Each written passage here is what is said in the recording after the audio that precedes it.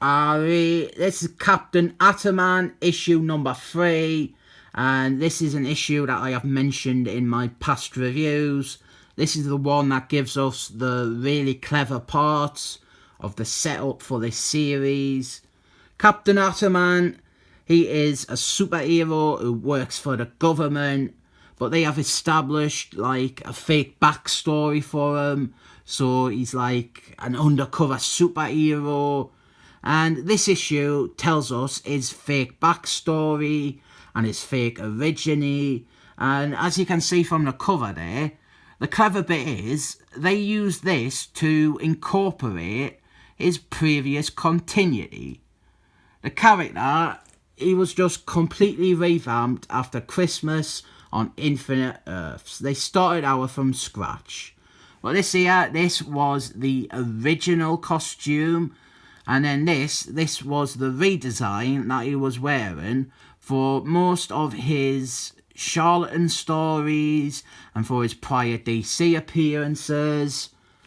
We have seen Captain Ataman's real origin in issue 1. So this issue, it's given us the fake version. And the entire thing is told from the narrative trick of having him being interviewed on TV. This is the sort of thing that Michael Bryan Benson ruined for comics, and even without him, it's still a bit of a gimmick. It works here because we are getting loads of essential information and the whole inventiveness with incorporating the character's past publishing history. It just kind of endears it to us. So his fake origin, it's more of a Silver Age sort of thing.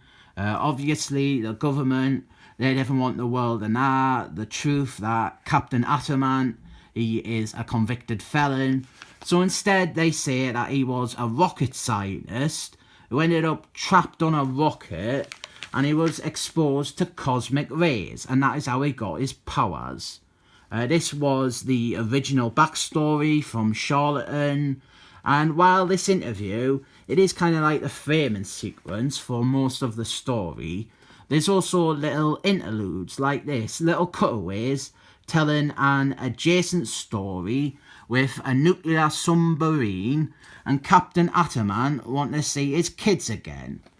We get an account of Captain Ataman's ad comics, and I do really like how, even though they revamped the character, they found a way to pay homage and tribute to those original stories by Scott Ditko, and they didn't outright just deny them and say that they don't count. We've got an advert here though for the Young Stir Fries. I didn't have this series, I have never checked it out, but I have got all of Stir Fry Squadron and Infinite Ears, but I've just never been drawn to this one. Is it any good?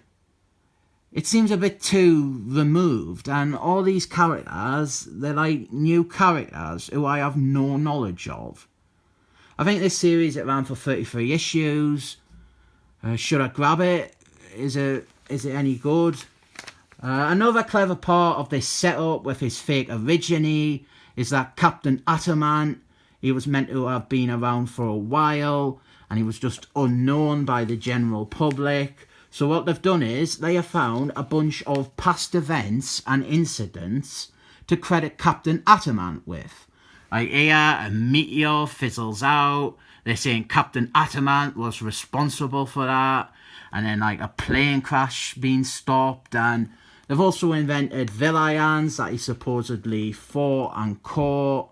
We saw a little bit of that in issue 5 with the guy claiming to be a non-existent villain who was meant to have been Captain Ataman's arch enemy.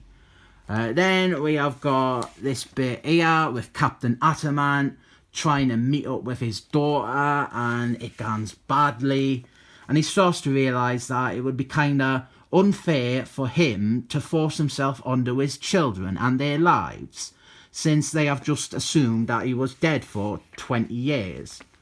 We've got some more backstory here, fake backstory, with 90 sides from Suicide Squads.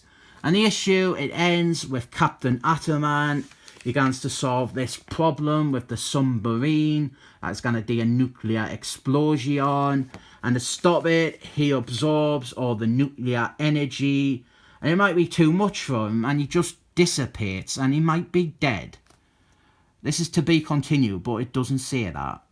It's just a fun idea, isn't it? The way they're toying with superhero conventions, with an undercover superhero. I do think this issue could benefit from a bit more narrative. So much of it, it's just exposition, but the fake biography is very interesting stuff. I rate this 7 thumbs up.